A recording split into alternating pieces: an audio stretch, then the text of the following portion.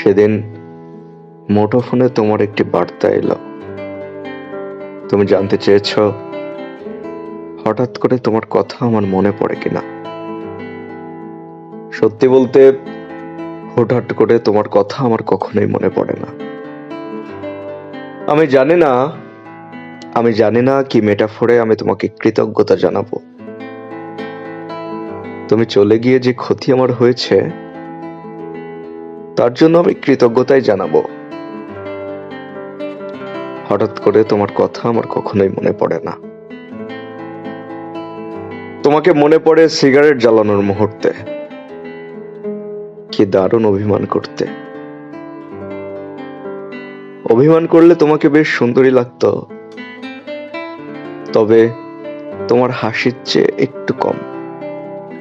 তোমাকে মনে পড়ে দুপুরের খাবারের টেবিলে এদিক সেদিক তাকিয়ে যখন অর্ধেক ডিম সিদ্ধ উঠিয়ে দিতে আমার প্লেটে, তখন বুঝি আমাকে দায়িত্ব নিতে শেখাতে।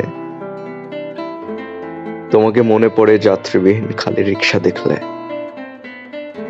তোমাকে মনে পড়ে প্রেমিক প্রেমিকা একসাথে হেঁটে যেতে দেখলে। তোমাকে মনে পড়ে সূর্য যখন ঠিক মাথার উপরে। তোমাকে মনে পড়ে ভোরের ঘুম ঘুম চোখে। অর্থাৎ তোমাকে মনে পড়ে সূর্যোদয় থেকে সূর্যাস্ত। আমি সম্ভবত তোমার সঙ্গ পেয়ে শিখেছিলাম দায়িত্বশীল হতে, মিতব্যয়ী জীবনযাপন করতে। তুমি চলে যাওয়াতে আমার বেশ ক্ষতিই হয়েছে।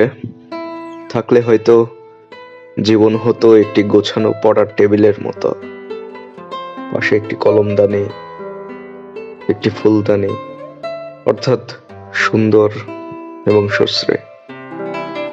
তোমাকে আমার হঠাৎ কখনোই মনে পড়ে না, কেননা আমি কখনোই তোমাকে ভুলে যাই না। যা ভুলে যাওয়া যায় না তা কখনো হঠাৎ করে মনে করাও যায় না।